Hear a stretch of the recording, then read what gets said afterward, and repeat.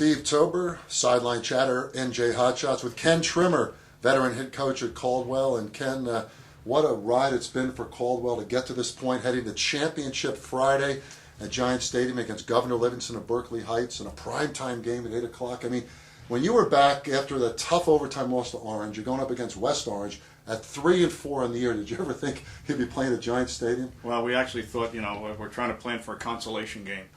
But again, a tribute to our coaching staff and to the players. It would have been easy to fold it up after the Orange game.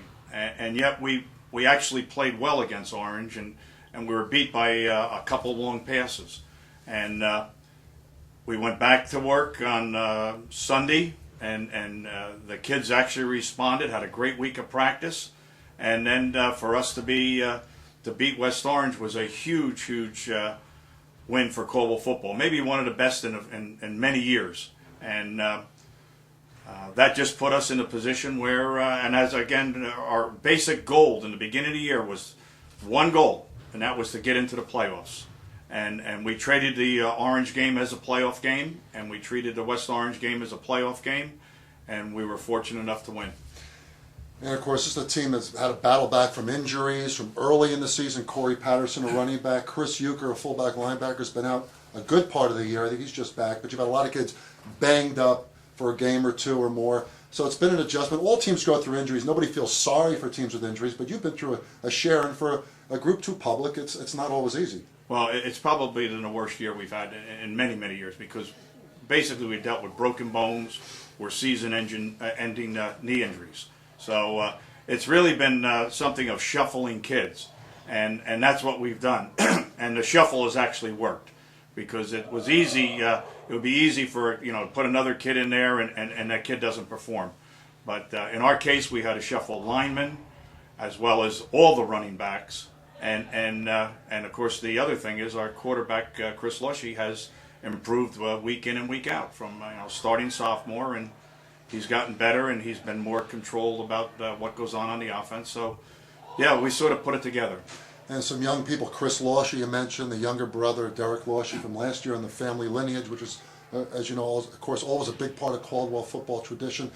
And you throw in a kid like Mike Fess, a junior, who was injured quite a bit last year, and a young fullback, Chris Zaorski, who's come in and done a nice job for you the last few games. So you've had some young kids with impetus.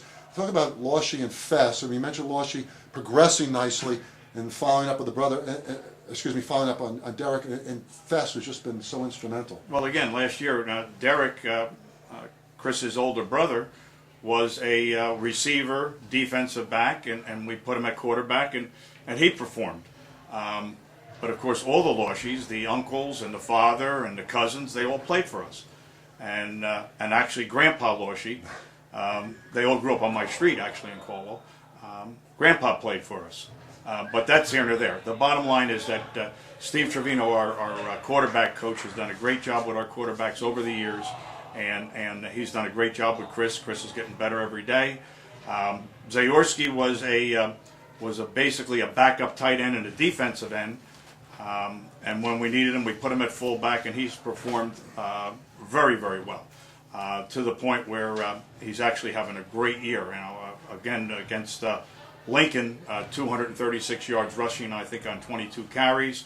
Last week, on 20 carries, 130-some yards rushing. Please report to the main office to sign your we've been very lucky there. Mike Fess is just Jim Mike Henkel, Fess. Kevin Legata, Nick Luciano, and Derek Mine. Mike Fess has everything that you'd want in a player. We've had Mike Fess as a defensive back, and basically he has 6 interceptions. We've put him basically up near the line to make tackles. He's been a quarterback, he's been a wide receiver, he's been a running back. There's nothing that we've asked Mike Fess to do that he hasn't been able to do. And again, he sprained his ankle, so he's been struggling even a little bit during this year. But those 3 guys have stepped up dramatically offensively. But again, I attribute the ability of us to run the ball with that basically the offensive line has really come around, and we've made a few changes there. And Ken, 45 years in coaching for you, 44 here at Caldwell, 15 as head coach. I know you appreciate, like all head football coaches do, the work of your staff. your assistant coaches, some of the best in the business, and you can't get it done without them. It's been a team effort all the way. Well, through. I think this is something that I've preached my whole career, whether it was coaching boys basketball here, girls basketball here, or football here, that you have to surround yourself with good people. I don't surround myself with good people. I surround myself really with great people. Every single one of them is capable of being the head football coach here. And nobody works harder than our guys. And again, I'm so proud of them. And we've shuffled guys around. We've taken guys that were, Danny Romano was our defensive coordinator, and we made him our offensive coordinator. And Tom Lamont was our offensive line coach. We made him our defensive coordinator. And Steve was our offensive coordinator. He's now our associate head coach and quarterback coach. So we've shuffled people. And I think it's actually made us a better coaching staff because, again, after 20-some years, you get stale. So everybody's even working harder to be better. And yourself, as we see, we're in the Caldwell High School Athletic Office. So the school day continuing as we conduct this interview in accordance as it should. But, Coach, you've talked about your own career. You hope to come back next year. There have been some talk about this could be your last year, but you still enjoy this. You say as long as you come to work every day and it's still exciting and meaningful for you, you want to John keep continuing Schloman, to coach. police report to athletics. I start my John day at Schloman, 7 police o'clock in the report to morning here. athletics. And actually I have an extra class. And this is a great school. And we have superb, I can't even, maybe superior administration. They support us. The kids are good. It's a healthy school. It's a clean school. It's a great school system.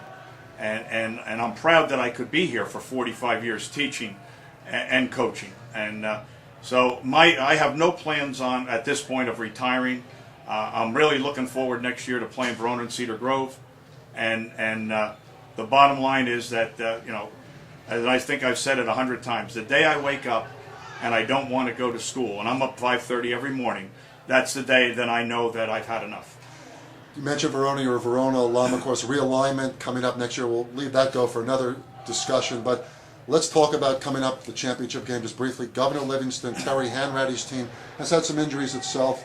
A fine quarterback, Max Machado. They've got a couple of big linemen. Ian Cunningham is a Division I recruit.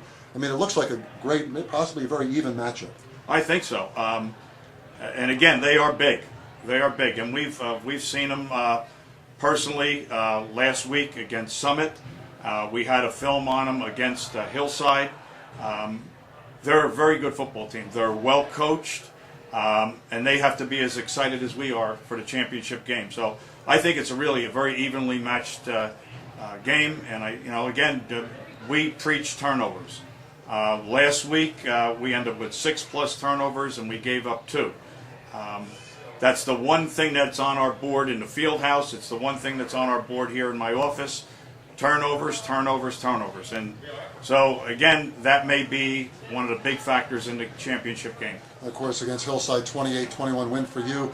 Hillside turned the ball over. You did not in frequency, and so that's certainly a key ingredient. Coach Trimmer, good luck to you and the Chiefs heading to championship Friday at Giants Stadium. It should be a terrific North 2 Group 2 championship game. Caldwell and Governor Livingston. For Coach Ken Trimmer, Steve Tober for Sideline Chatter and NJ Hotshots. Thank you, Steve.